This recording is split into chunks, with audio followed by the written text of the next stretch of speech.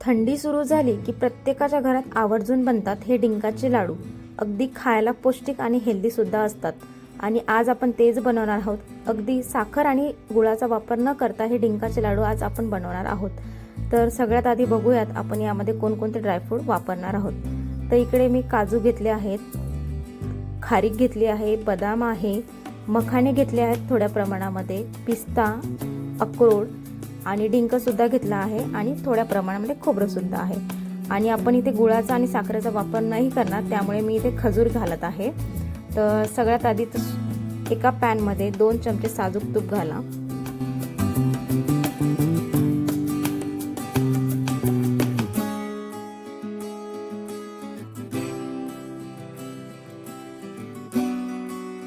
तर सगळ्यात आधी आपण यामध्ये मखाणे भाजून घेत आहोत। मखाण्यामध्ये भरपूर प्रमाणामध्ये कॅल्शियम, मॅग्नेशियम आणि फायबर असतात, त्यामुळे आपले हाडे मजबूत बनतात।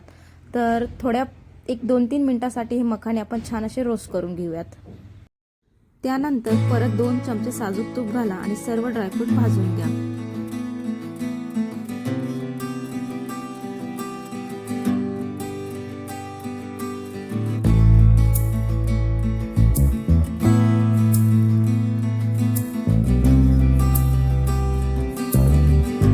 त्यानंतर परत 2 चमचे साजूक तूप घाला आणि यामध्ये आता आपण डिंक तळून घेणार आहोत आणि अगदी थोड्या वेळामध्ये हा डिंक सर्व फुलून निघतो। तुम्ही व्हिडिओमध्ये बघू शकता।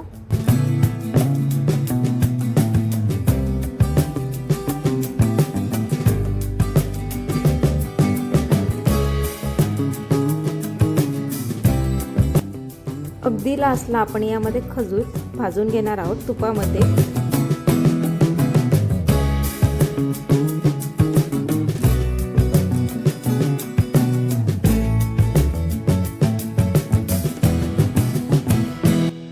सर्व ड्रायफ्रूट्स आपण तुपामध्ये भाजून घेतले आहेत आणि फक्त मी यामध्ये खारीक आणि खोबरं तुपामध्ये भाजत नाहीये।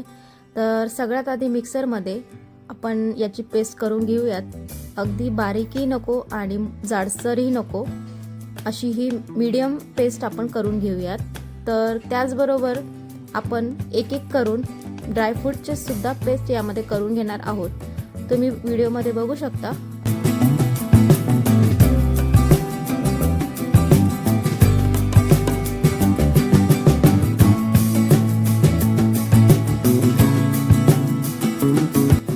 सगळ्यात शेवटी खजूरची पेस्ट आपल्याला यामध्ये करायची आहे।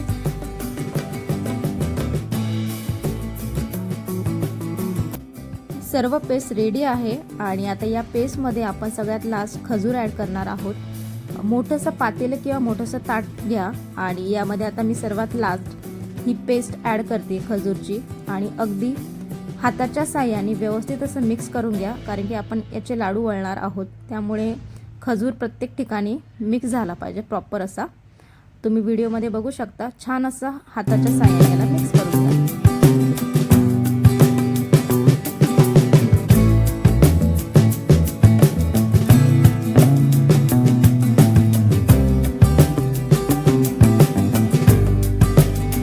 मिश्रण अगदी व्यवस्थित मिक्स झालेलं आहे आणि व्हिडिओमध्ये बघू शकता अगदी सहज आणि सोप्या पद्धतीने हा लाडू आपल्याला वळता येतो।